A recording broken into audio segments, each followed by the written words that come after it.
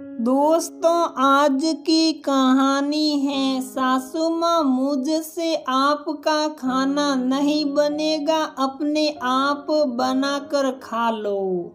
दोस्तों, कहानी शुरू करने से पहले अगर आपने हमारे चैनल को सब्सक्राइब नहीं किया है तो सब्सक्राइब कर लीजिए ताकि आपके पास पहुँचे हर नया वीडियो।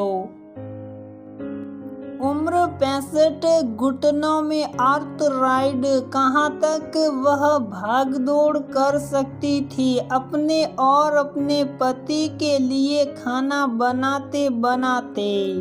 सरला देवी मन ही मन यही सोच रही थी, जिस उम्र में औरतें आराम से बैठकर खाना खाती हैं, उस उम्र में वह अभी घर का सारा काम करती थी। कितने साल से उसने अपने बेटे अमित का विवाह किया था कि उसकी बहू मोनिका आकर उसका घर संभाल लेगी और वह आराम से अपनी जिंदगी के कुछ पल अपने पति के साथ गुजारेगी।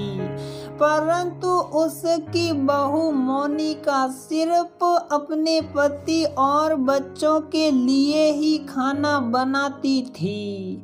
जब सरला देवी मोनिका से उसके लिए भी खाना बनाने को कहती तो वह उनके लिए खाना बनाने से साफ इनकार कर देती थी।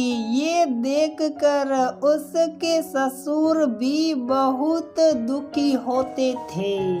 जब वे मोनिका से काम करने में अपनी सास की मदद करने को कहते तो मोनिका अपनी सास की मदद करने से साफ इनकार कर देती थी।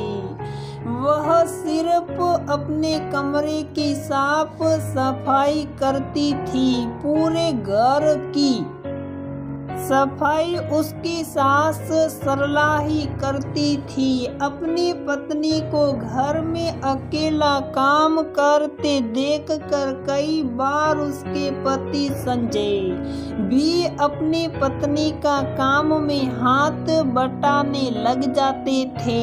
एक दिन जब सरला देवी घर में झाड़ू लगा रही थी तो उसी दौरान मोनिका के पापा मोनिका से मिलने उनके घर आए तो उस वक्त मोनिका ड्राइंग रूम में बैठकर टीवी देख रही थी। जब उन्होंने मोनिका की सास को घर में काम करते हुए और अपनी बेटी को आराम से टीवी देखते हुए देखा तो उन्होंने मोनिका से कहा, बेटा तुम्हें शर्म नहीं आती? इस तरह बैठते हुए तुम्हारी सास काम कर रही है और तुम आराम से बैठकर टीवी देख रही हो। देखना एक दिन ये समय तुम्हारी जिंदगी में भी आएगा। इनके घुटने में इतना दर्द रहता है फिर भी तुम इनसे इतना काम करा रही हो।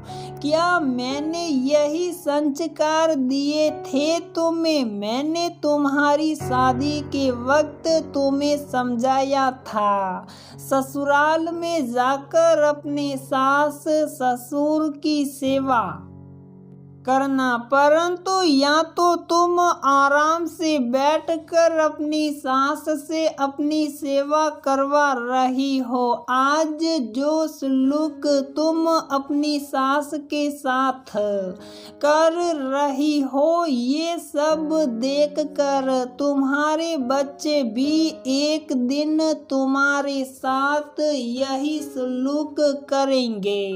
अपने पापा की बात सुनकर मोनिका शर्म से पानी पानी हो गई थी। वह अपने पापा के सामने अपनी सास से हाथ हाथ जोड़कर बोली, मम्मी जी मुझे माफ कर दो, मैं आज के बाद आपसे कोई काम नहीं करवाऊंगी। आज पापा ने मेरी आंखें खोल दी, मैं आज के बाद आपकी मन लगाकर सेवा करूंगी।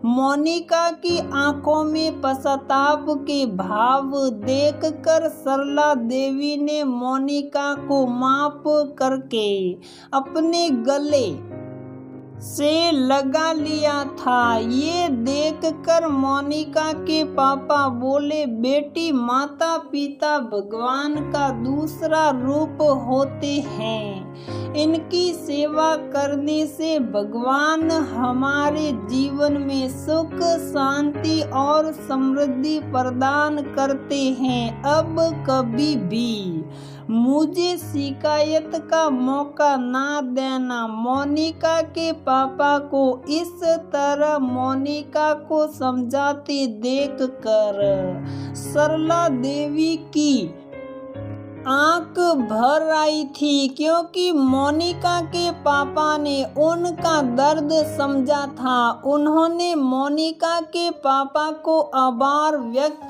करते हुए कहा, समधी जी आपका बहुत बहुत शुक्रिया, जो आपने मेरा दर्द समझा और मोनिका को इतनी अच्छी तरह से समझाया।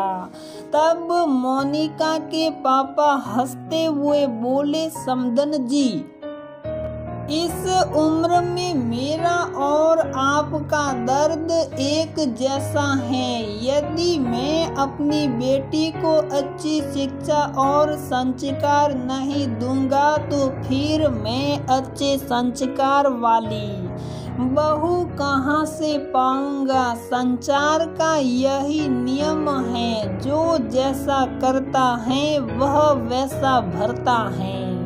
आज यदि मेरी बेटी तुम्हारी सेवा नहीं करेगी तो फिर मैं अपनी बहू से कैसे उम्मीद करूंगा कि वह मेरी सेवा करे। अपने समधी जी के मुंह से ऐसे शब्द सुनकर सरला देवी खुश हो गई थी।